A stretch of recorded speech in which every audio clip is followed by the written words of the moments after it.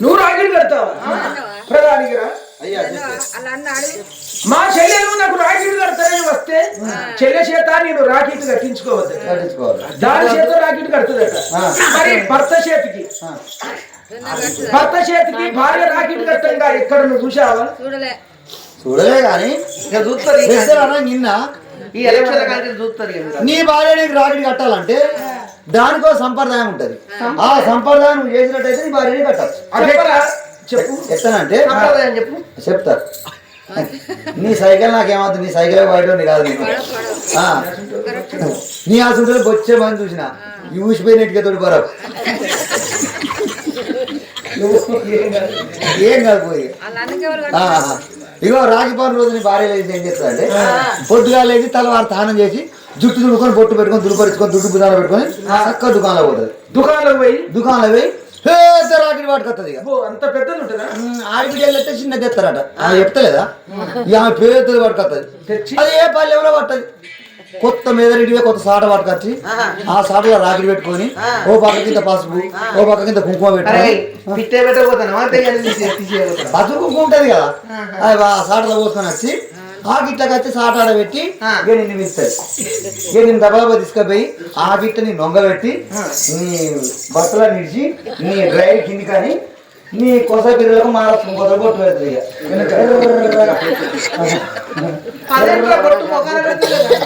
అది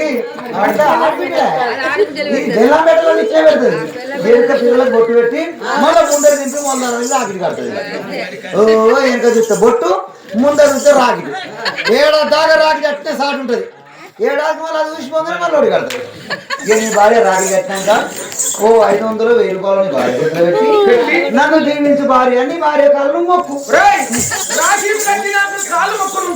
ఉంటుంది మరి ప్రారంభిస్తే దుర్మార్గుడు ఎవరు మొక్కరు మొక్కుతారు చెల్లెలు వచ్చి రాఖీ కడితే అన్నముడు చెల్లెల కాళ్ళు మొక్కుతలేరా మొక్కరు మరి పెళ్ళం కడతాంది పెళ్ళం కాళ్ళు మొక్కడు మొక్కదా మొక్కుతాడు ఎవరు లేనప్పుడు తలపెత్తా ఆ చీకట్ల కరెంట్ పని చేస్తే మొక్కుతాడు అట్లా కుదిరేది 10 మందిలో మొక్కాలే ఏమండి ఇది ఏడుపు కల్లది ఇంట్లో ఏడిస్తే మనకు అష్ట దరిద్రం అసలు ఇంటి నుంచి వెళ్ళిపోవాలంటే కారకుడు ఆ లేఖరు కుక్క దిక్కు అల్లోడు మీ భావనలు మీ భావన పిలవండి ఎవరు పిలుస్తావు మీ భావని బావా వీరసేన రాణి బావా అని పిలుస్తాను అబ్బో అట్లా కాదు ఎక్కడున్నావో నా చెంతకు రారని పిలిస్తే గడగడ వణుకుతూ వచ్చి చెప్పిన పని చేస్తారయ్యా అప్పుడప్పుడు ఇది వాడు పదిగంటగా వస్తున్నాడే పరిగెత్తి వస్తున్నాడు కూర్చో లేస్తే మాత్రం మన పరువు పోతుంది బావ పెద్ద నేను చిన్న చెల్లెనిచ్చి పెళ్లి చేసినాను అది కాక ముందు అతడు మేనత్త కొడుకు చెల్లెనిచ్చి పెళ్లి చేసి బావలాగా ఈ కుర్చీలో కూర్చుంటే తప్పు కదా లేస్తాడు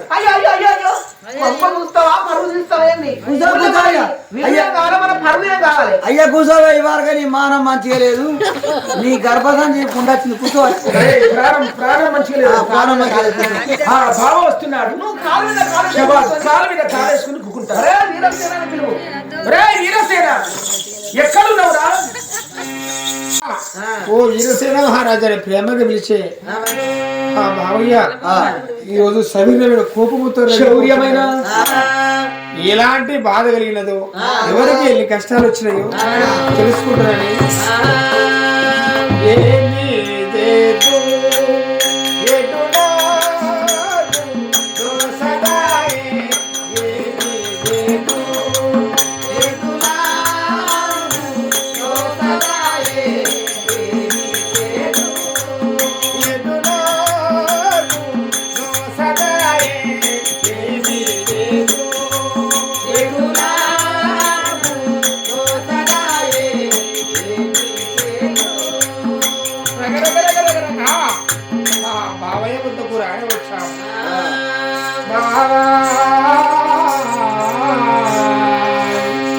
గోవింద రాజా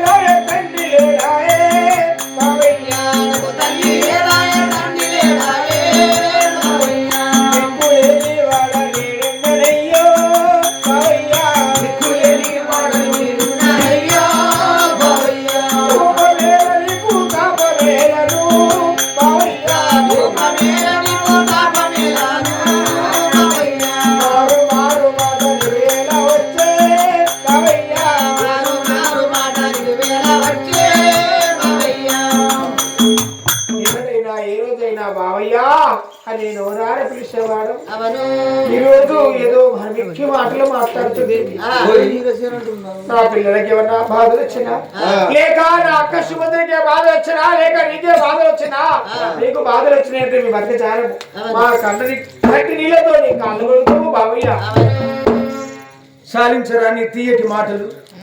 నువ్వు తీయటి మాటలతో వెన్నని కరిగించు కానీ నా మనసు కరిగించలేదు. వీరసేన, ఈ ఆస్తి అంతస్తులు ఎవరిరా? బావయ్య ధనము సొమ్ము సొమ్ము పట్ట భూములు ఆస్తులు పాస్తులు బంగారం ఏంటైనా అన్ని నీవే బావయ్య. సుభద్ర, వీడు కరెక్ట్ మాట్లాడిండే. సూపర్. కరెక్ట్ మాట్లాడి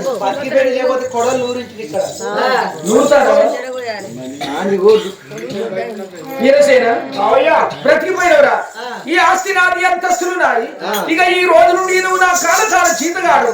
చెప్పిన పనులు చెయ్యరా,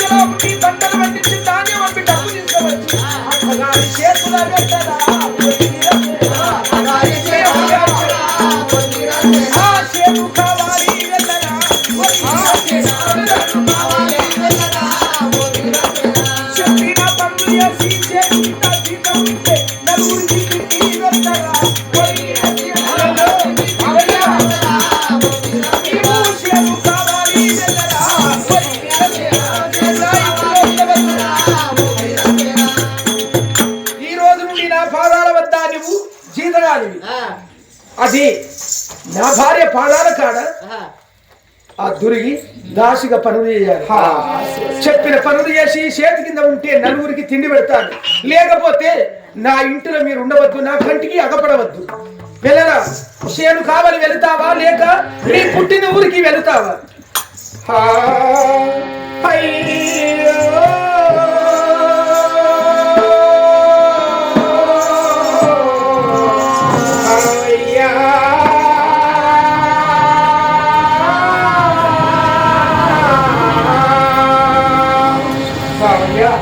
చిరునాడు నుంచి నాకు తెలియలేకపోయినా తండ్రి లేకపోయినా తల్లోలే తండ్రోలే నన్ను సాది పెంచి పెద్ద చేసి నీ చెయ్యనిచ్చి నాకు కళ్యాణం చేసావు బావయ్య. ఎక్కడైనా ఏ రోజైనా ఇలాంటి మాటలు వచ్చినా బావయ్య పని చేద్దామన్నావు బావయ్య. నువ్వు పని చేసేవాడు కాదు, నాతో మాట్లాడిన వాడవు బావయ్య. ఈ రోజు ఇంత కోపము నీకు ఎలా వచ్చను బావయ్య? ఇంతకెళ్ళి వెళ్ళిపోవలగా నీకు వదిలించి వెళ్ళగలుగుతున్నా బావయ్య. ఆ మాట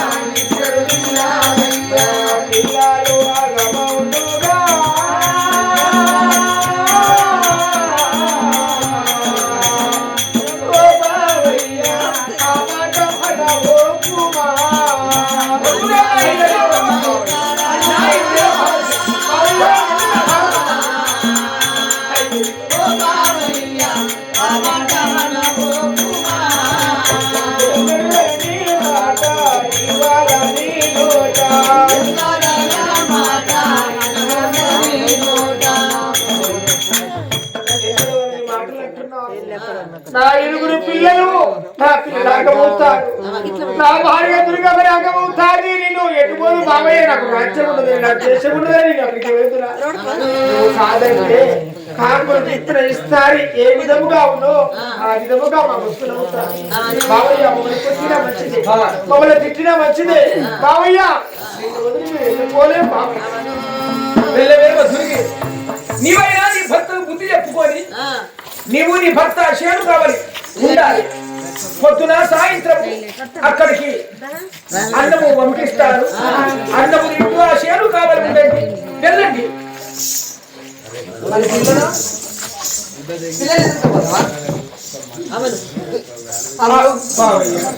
మరివైనా మా వెలుగుని పంపుతున్నారు, కానీ మరి ఈ సమయంలో మా యొక్క ఇద్దరు పిల్లలు ఉన్నారు. మా పిల్లల్ని మా ఎంబడి సాగనడిపిన సుభద్ర వారి కొడుకుని బిడ్డనట వారితో పంపించు. అబ్బో కొంప మునిగినట్టే. నేను అసలు సుకుమారిని ఎంతకన్నా ఎరగను కాను. నాకు పని ఎవరు చేసి పెట్టాలి? నేను తిన్నాక నా ఎంగిలి కంచాలు ఎవరు కావాలి? ఆహా, నేను కట్టిడిచిన బట్టలు ఎవరు ఉతకాలి? ఈ పోరాలంటే నాకు సేవకతనం చేయాలి, నాకు వండి పెట్టాలి. పోరాలు ఇంట్లో ఉండాలి, మీరు ఇద్దరే వెళ్ళండి వెళ్ళండి. దుర్గా దుర్గా మని ఎంత విధివింతగా అయిపోయాను. ఎంతో ప్రేమగా చూసుకునే నీ అన్నయ్య ఆ వెన్నెల కన్నా చల్లని మనసు గల్లవాడు మీ అన్నయ్య. ఈ రోజు ఆ మీ అన్నయ్య మనసు ఎలా మారిపోయాను స్వామి. హరి హరి సిరిసిలకల్ల కాడికి వెళ్ళి పంటలు పండి పైరు పండించి ధాన్యం మార్కెట్ లో అమ్మి వచ్చిన డబ్బు వెనకాని సుభద్ర చేతిలో పెట్టుకున్నాడు. ఒకనాడు ఆ యొక్క అన్న చేసిన తప్పుడు తెలుసుకుంటాడు.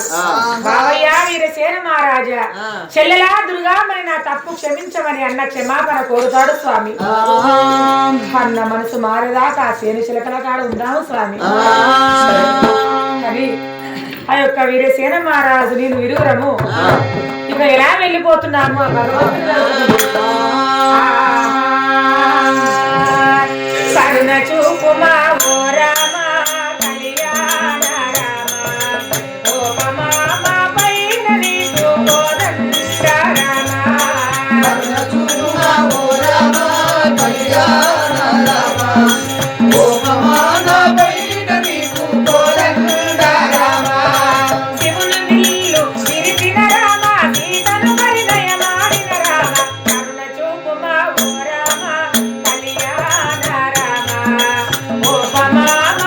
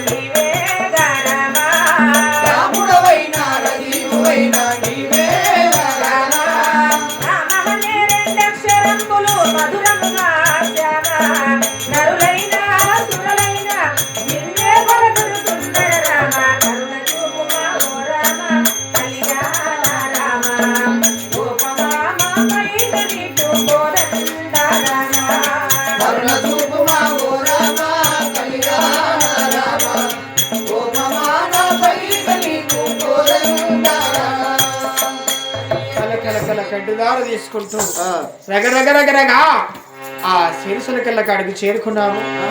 శిరసులకెళ్ళ కాడ తాడికమ్మల గుడిసె వేసుకొని ఆ బాయి ఒడ్డు పైన మరి అటువంటి శిరసులకి వెలిగిన నాగలు బట్టి వెలిగిన దున్ని విత్తనములు వేసి మరి పంటలు పండించి పైర్లు పండించి వీటి కొట్టి ధాన్యము మార్కెట్లో అమ్మి వచ్చిన డబ్బు అనగా తీసుకువెళ్ళి సుభద్ర చేతిలో పెడుతున్నాము. మాకు రోజు ఎలాంటి అన్నములైనా ఖరాబ్ అయిన కూరలు మాడు చెక్కలు అడుగు మాడిన అన్నములు మాకు పంపిగా సరే ఇదే మేలనుకొని ఆ అన్నములు భోజనం చేసుకుంటూ ఆ పనులు చేస్తున్నాము. నాకెంత సుఖం వచ్చినారు. కష్టపడి చెమట వచ్చి తెలివి చేత నా భర్త గుణం మార్చుకుంటే ఈ బుక్కెడన్నా నాకు దొరుకుతాడు. ఇక చేను శెలగల కాడ ఆడబిడ్డ భర్త వాళ్ళు కష్టపడుతున్నారు, దాన్ని నమ్ముతున్నారు, డబ్బులు తీసుకోవాల్సింది వల్ల నా చేతుల్లో వెళ్తారు. పిల్లలను చెప్పిన పని చేస్తున్నారు. వాళ్ళకి అన్నం లేక, అయిన బట్టలు లేక, తలకు నూనె లేక, ఎంటికలు వెట్లు కట్టి బట్టలు ఇకారంగా మాసి వాళ్ళు మంది సూర్ల కొన్న నిద్రస్తున్నారు. ఇంట్లోకి రాణిస్తలేదు పోరాడు. ఇట్లా కొన్ని రోజులు గడిచినది. కొన్ని రోజులు గడవగానే నా మదిలో విచారణ, ఈ చిన్న పిల్లగాళ్ళని కొట్టినా తిట్టిన అమ్మా పాపంటూ చదువుకుంటూ పెట్టి నన్ను తింటూ వాసిపోయిన అన్నమైన తిని కాలం గడుపుతున్నా. ఈ పెద్దవాళ్ళైనాక నాకు ప్రమాదం నుంచి వస్తాను. ఎందుకో తెలుసా? ఎందుకు ఇదంతా నీకు కాడకు రాదు. మా అత్త మా మామ గుణం మార్చిరాదని నన్ను బాధ పెట్టి కుటుంబంతో ఒక్కటైతారు. మరి ఎట్లా? నేను కనక కొట్టురాలైన ప్రపంచం అంతా తెలుసు. మా ఆడబిడ్డ కని కూడా కొట్టురాలు కావాలంటే దాన్ని సంతానము బ్రతకనివ్వకూడదు. మరి ఎట్లా? వీరి ప్రాణం తీయాలి. వీరికి మందు పెట్టి ప్రాణం తీస్తారని జిల్లేడు వాళ్ళు గన్నేరు కప్పు తీసుకువచ్చి పాలు పోసి పరమన్నం అని విషపన్నం వండినాను. దాని ఒక సర్ది కట్టినాను. ఇక పాచిపోయిన అన్నం మరొక సర్ది కట్టినాను. వారికి పాచిపోయిన అన్నం సర్ది కట్టినాను. ఈ రెండు సర్ది తీసుకువెళ్ళి నేను ఇస్తే అత్త వచ్చినది పిల్లలకు ఆ విషపన్నం పెట్టినది మరణించిందని అందరు నన్నారి పోసుకుంటారు. ఆ గొడవ నాకెందుకు? దాచుదాంతో పంపుతాను. ఈ నింద దాచుదాని పడుతుంది. ఆ పిల్లలు మరణం అవుతారు.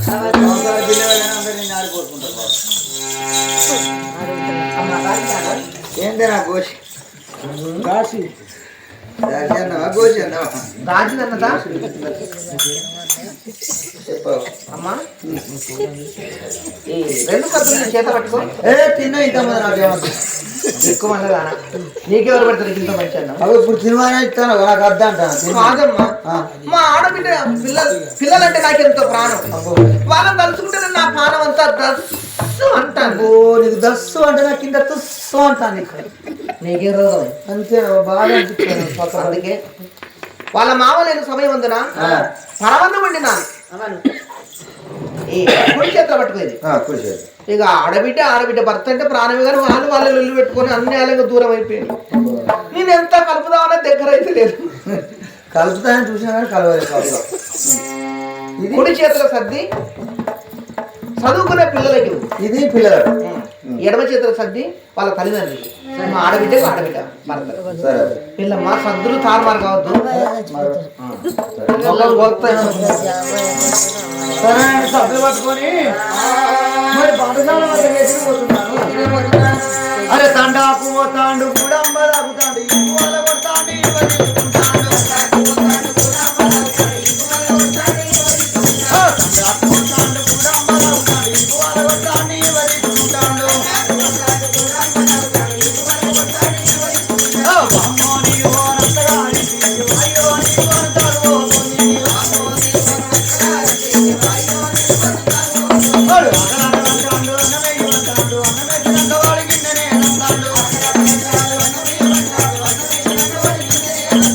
అమ్మో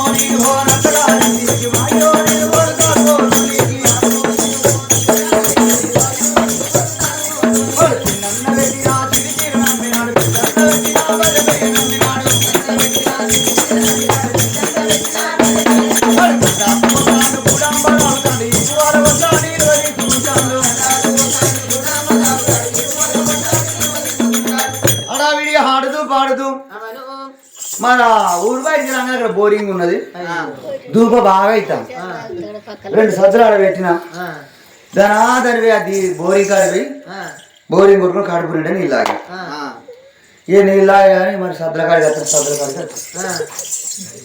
కాడికి చూసేవారికి రాంగా మర్చిపోకుండా బిడ్డ ఇవన్నది ఈ 2 సద్దులు పెట్టి 2 సద్దులు ఒక తిరిగి ఏదో ఓ సద్దు ఏదైనా అన్నమేనా కొంట వెళ్తున్నాని దాని పాఠశాల వద్దకు రానే వచ్చాను పాఠశాలలో 2 పిల్లలు చదువుతున్నారు మరి చదువుకునే పిల్లలు ఒక సర్ది ఇచ్చారు మరి మరో సర్ది పట్టుకొని ఆ చేరు చెట్ల దుర్గా మరి వీరసేన మహారాజు ఉన్నారు కదా అలా వద్ద కూడా విడిగా రానే వచ్చాను దాసిని మర్చిపోయినది దాసిని మర్చిపోయి